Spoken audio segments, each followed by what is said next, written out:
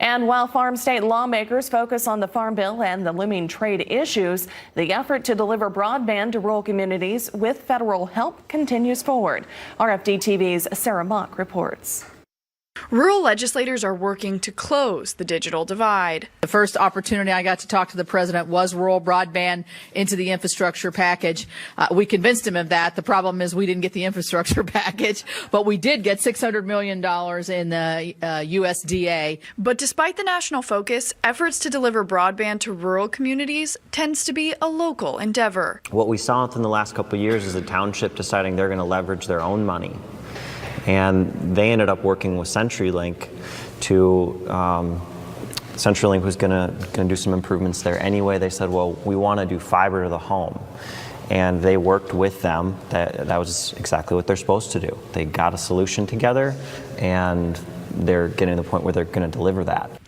Major broadband providers in multiple states accepted nearly $9 billion from the FCC as part of a 6-year program ending in 2020.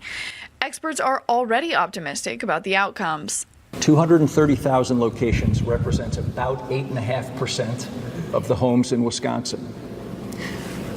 We are at, when the FCC started the CAF2 program, we were at approximately 91.5% penetration with a 10-1 service. That's going to put us at very nearly 100%.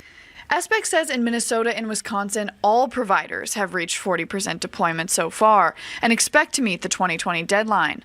But some still have doubts, given the 100% coverage will be at 10 megabits per second download speed, which is not considered adequate by the FCC.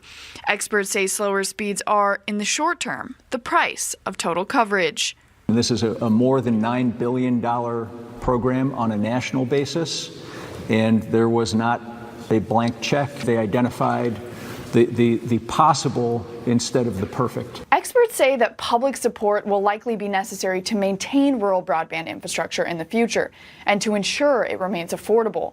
That means both on and off Capitol Hill, there's likely still years' worth of work left to do.